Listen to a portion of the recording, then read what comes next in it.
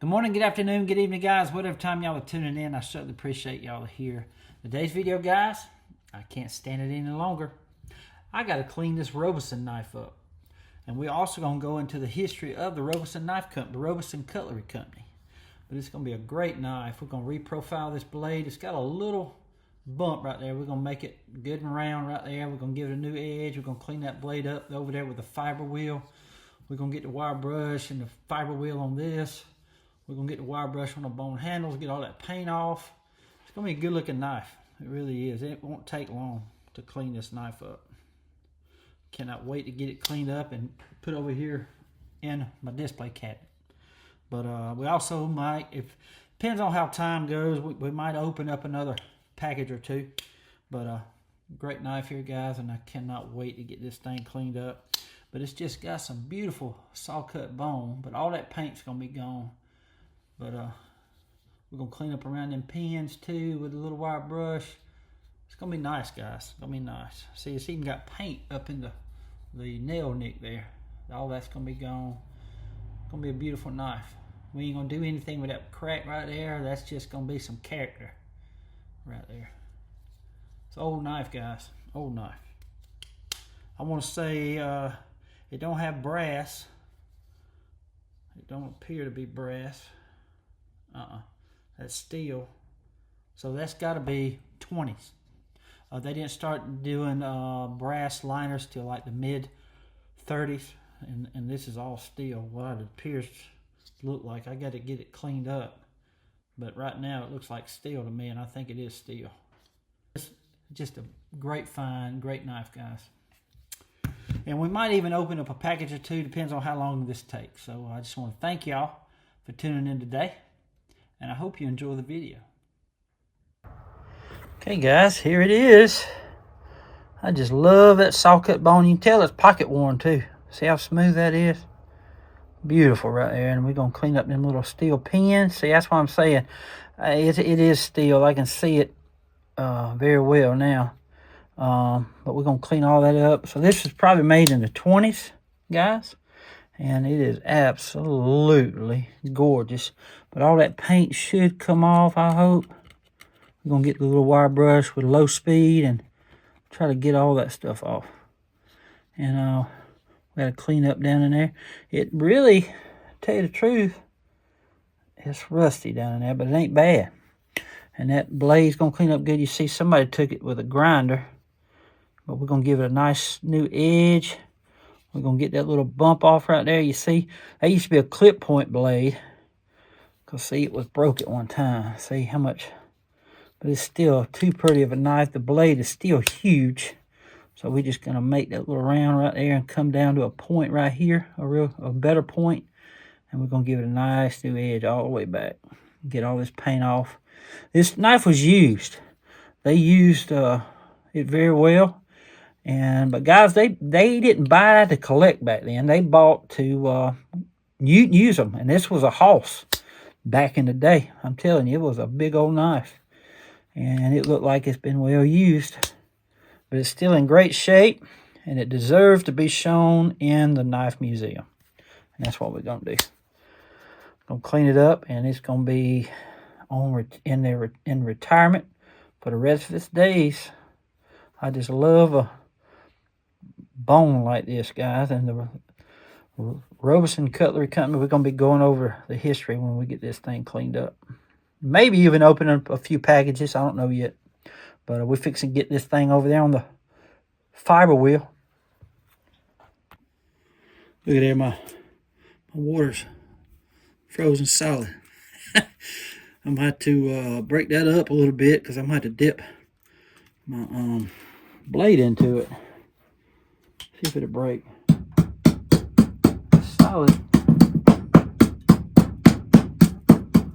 I have to go get some new water before I reshape that blade.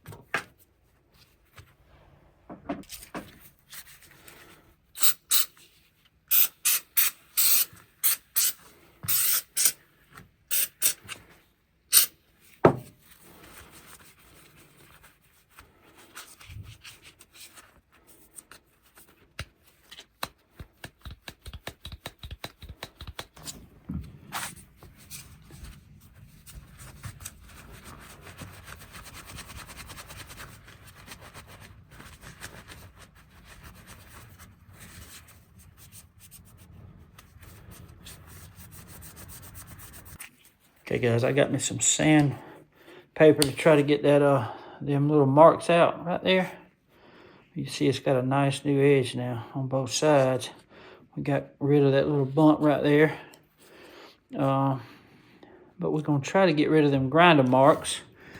And we're going to start out with a 320 and go to 400 and 800. I got a 2500 and a 3000 right here. That's what we're going to try to use to get the marks out. Sun's just peeking as they hit the road, hunting for the steel that's waiting to be home, roaming from the city to the countryside, looking for the blades that others left behind. His hands are ready, his vision sharp and clear. For the knife doctor, every find is dear. In a dusty stall, he spots the blade, yeah. Rusting stories, edges frayed, yeah. In his hands, the steel's reborn. On the road at the crack of dawn, he's the knife doctor with an edge so true, saving lives with them old knives, making them just like new. Guys, we're fixing to get into the history of Robeson Cutlery Company. Miller F. Robeson founded the company, which bore his name in 1879 as a cutlery jobbing firm operating from his home in Elmira, New York. Selling knives was at first a sideline, but business grew. Robeson's first storage area was his dresser drawers, but as additional space was needed, it overflowed into the closet and underneath the bed. It sounds about like my storage areas. Upon returning from a business trip and finding his cutlery inventory moved to the porch, sound like his wife, he agreed with Miss Robeson that larger facilities were needed. They first came in the form of a new room added to the house, next a new building adjacent to the home, and finally a move to the New York town of Camillus. Wow, that's pretty cool. That's pretty cool. In 1901, the trade name Sure Edge was adopted for Robeson's quality line of cutlery. After Robeson's death in 1903, his company remained, although business declined. In 1940, the then bankrupt company was purchased by Saul Frankel, a Rochester businessman. Frankel was not like Robeson, who had the knowledge and expertise for manufacturing high-quality knives, but he was an excellent businessman and recognized his shortcomings. In order to seek success for his company, Frankel sought out and hired Emerson Case to serve as Robeson's vice president and general manager. Case reorganized the company and became its president in 1948. In 1958, Robeson purchased Kinfolks Incorporated of Little Valley, New York, which just happened to be Emerson's Case former employee. From then until 1965, Robeson produced Kinfolks brand knives in addition to its regular line, using many of its same features and handle materials. Robeson continued to make knives until 1965, the year that Emerson retired. The company was purchased by Cutler Federal Incorporated at about that time. And for the next 6 years, Robeson knives were made by Camillus Cutlery Company, but were shipped from the Perry headquarters. In 1971, the Ontario Knife Company bought Robeson and continued to offer Robeson branded knives until 1977. In 1995, Ontario's sister company, Queen Cutlery, briefly returned the Robeson brand to production and with a line of Sure Edge knives, followed by a line of pocket tees Robesons in 1999. These knives can be readily identified by their blade etchings and other markings. Guys, ain't that cool? You see how all these companies just intertwine with one another. It's just amazing. And you remember when Robeson was making them Kinfolks didn't put they wasn't putting a stamping on the tang. It was etching the blade, and that also was using a lot of the strawberry red bone, the handle material for the kinfolks. If y'all can remember that when we was going over the history of kinfolks the other day. But it's so cool, guys. I just love how these companies just intermix with each other. It's so cool. And over here, guys, is just the tang stamps here. We'll talk about that. Many Robeson knives were stamped with a variation of Robeson Cutlery Company, or RC Company, from 1891 to 1940. From 1911 to 1940, the well-known stampings of Robeson, Sure Edge, Rochester, and Robeson, Sure Edge, USA were used, with Sure Edge in script. From 1940 to 1965, the mark was Robeson, Sure Edge, USA in all block letters. The last production years up to 1977 were marked Robeson, pattern number, USA. A few very early and rather late Robeson knives will be found marked Germany, indicating their country of manufacturer. That's pretty cool, man. Pretty cool. Now, the reason I was reading the tang stamps, here's that knife, guys, cleaned up. I was going to show you the tang stamp, but look at here. Ain't that beautiful? Check that out, guys. Beautiful bone. I got all that paint off. I cleaned this up real good. Still got some patina. Clean that up. See them pins? It's all steel pins.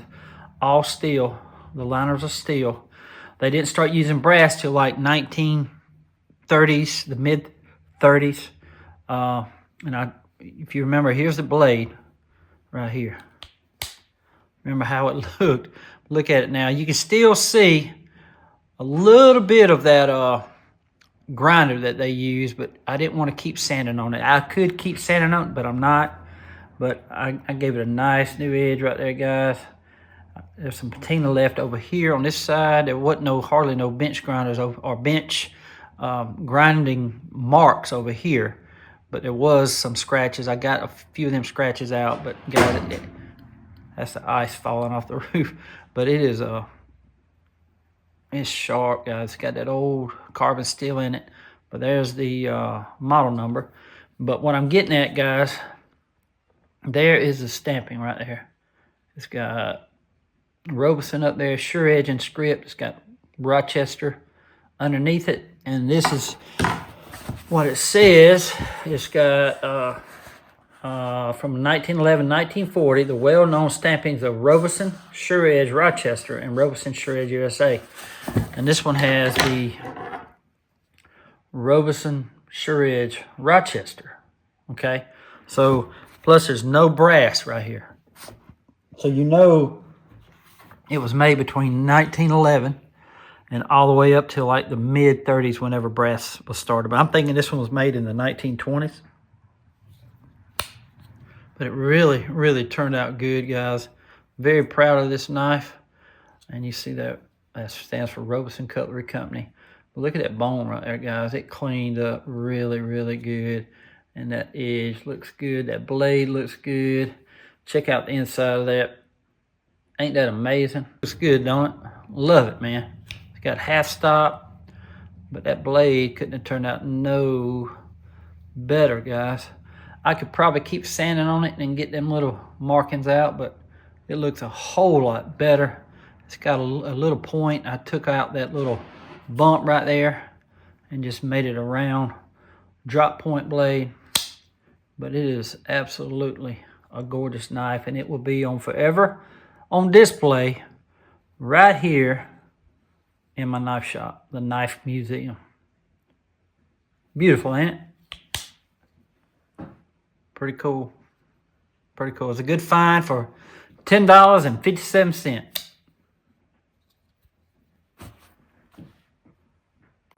Okay, guys, we're going to be opening up these packages here real quick. This one, it comes all the way from San Antonio, Texas. This is actually a trade that I did. I already sent the knife off. It was a Case Junior knife. If I have a picture of it, I will show it to you, but it was a messed up knife. The actual pins were messed up, and the can opener, the bottle opener was broken. And he wanted that knife because it was an old knife, a very old knife. It was a Case Junior camp knife. And this one here, guys, comes all the way from Mr. Kenny Watkins from Whittier, North Carolina. And we're going to be opening up the trade first.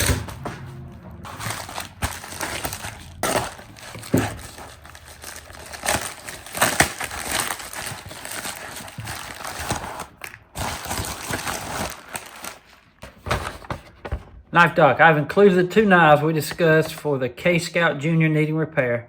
I hope you enjoy the World War II USMC knives as much as my grandfather will the Scout once fixed up. Thank you for the trade and even more for your service. Hoorah, Sawyer. Well, Sawyer, buddy, thank you so much, and I hope your granddaddy loves that knife, man. I'm sure he will, but I appreciate these 2 knives. I really do. We're fixing to look at them right now. Check this out. Electrician's knife. And it does have USMC right there. Hoorah. And this is a, let's see, a Camillus. That thing's old too. 4-line. Early 30s to the mid 1940s. So you know this is a World War II knife. You know where this is going, right? It's going to be going right over there in my uncle's display case with the World War II knives. Ain't this cool? This thing's in great shape too, man. Look at that. GEB. That is so cool. That's probably the initials of the soldier that once owned this. I love this, man. I love that bit large bale too. Very cool. Love the wood handles. This is awesome. Very cool, man. Thank you so much for that. This is a Kingston right here. It's got brass liners right here. See? That's a telltale sign of one of these. It's a Kingston, plus it's got U.S. Marine Corps on there. These were actually before the Camillus ones. And this thing's in great shape, man. Look at that blade. Usually it's not marked.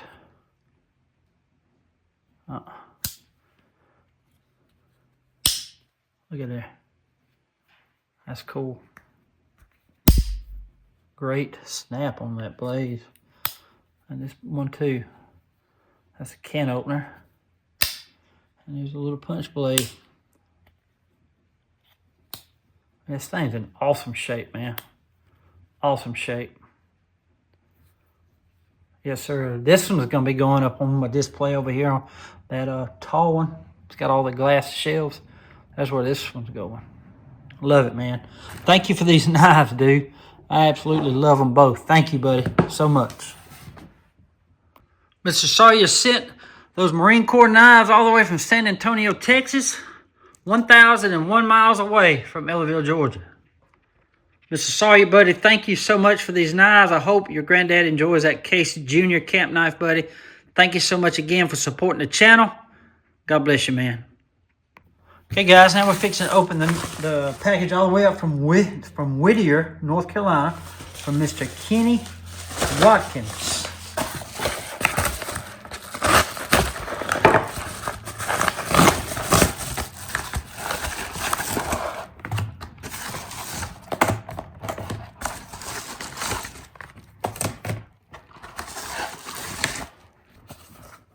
Are these stickers?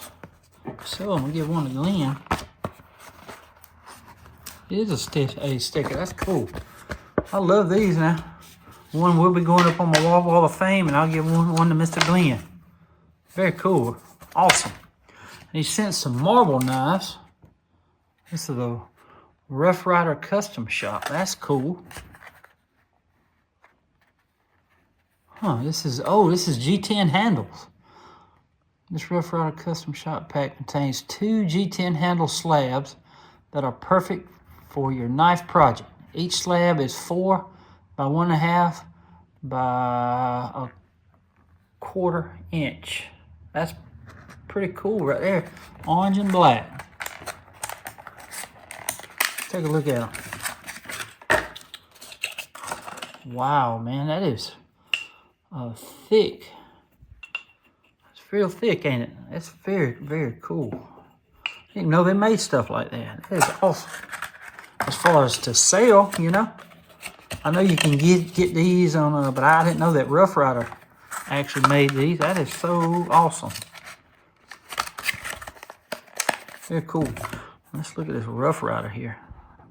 I mean, let's look at this marble here. Got Rough Rider on the mind after that.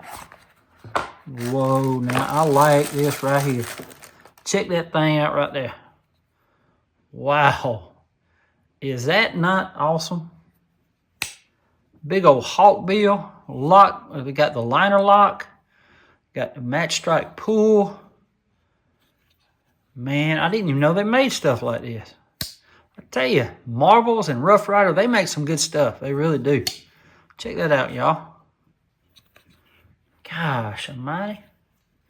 That thing's razor sharp. That's a good knife, y'all. Very good knife. Awesome.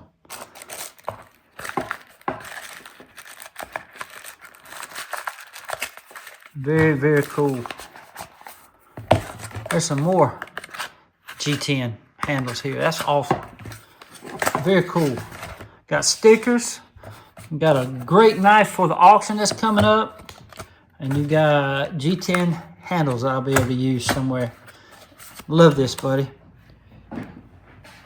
Thank you so much, Mr. Kenny Watkins.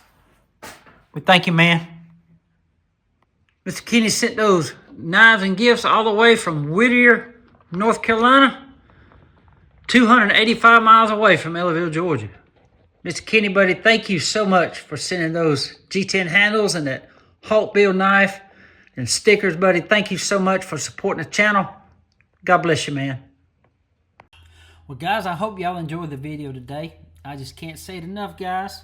I just love cleaning up these old knives like this. I just love saving lives of old knives. I mean, it's just absolutely gorgeous now, ain't it? Look at that thing. Golly. Love it. Love that thing. Beautiful blade. Just awesome, awesome knife here. Amazing, ain't it? Check that out. Gorgeous. And it will be on forever on display right here in the knife shop / museum. Absolutely love it. That bone, I got all the paint. It wasn't a whole lot of paint, but it was paint on the bone. It was paint up in these little RCCs right here. You just had paint here, there, but it's gone now. All the pins are cleaned up, the bone's cleaned up, even the inside looks great again. See that? Look at there. Ain't that gorgeous? Love it, guys. Love it. I love doing stuff like that. $10.57. Can't beat it. Can't beat it. Cannot beat that knife. But guys, I just want to thank Mr. Sawyer and Mr. Kenny for sending those knives in. For Mr. Sawyer sent those knives in for trade, and Mr. Kenny sent me those awesome gifts. One of them's going to be in the upcoming auction. That's at Marbles Hawkbill stainless steel handle. It's got US on it. It's got a liner lock. Awesome knife. Can't wait to put that in there. But thank you, Kenny, for those G10 handles. Appreciate it, buddy. And guys, don't forget, February 3rd is my Whatnot auction. That's a Monday, a week from this coming Monday. It's going to be at 7 p.m. Eastern Time.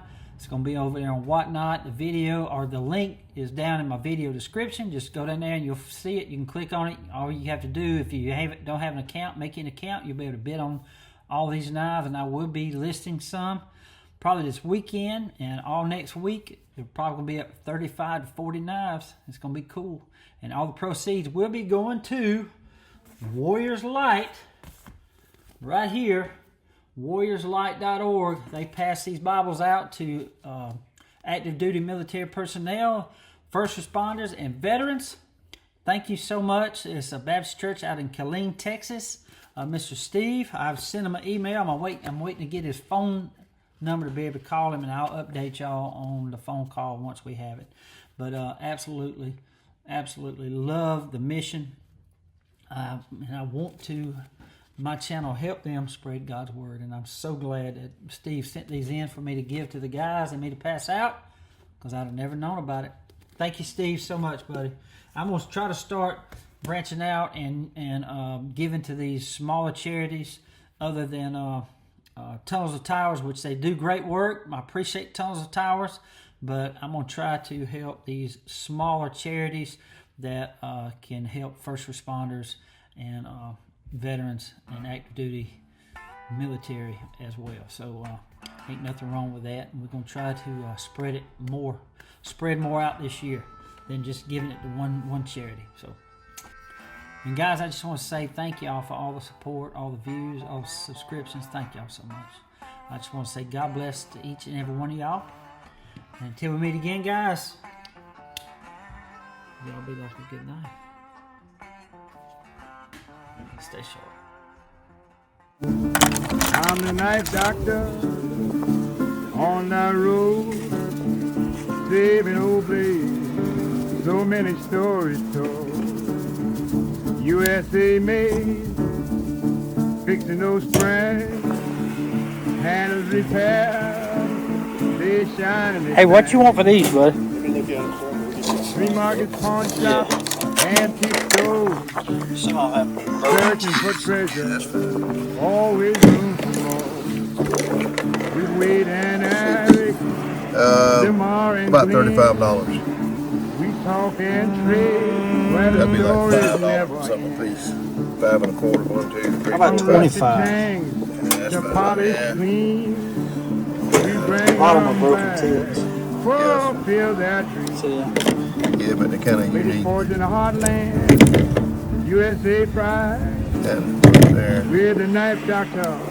I'll do 30 with you. How about that? All right, we'll do 30. All right. Yeah, we thank Thank you, you, man. sir. We appreciate it. We thank Y'all you, have man. a good one here. You too, Yeah. man. I got it, buddy. All right. We thank you.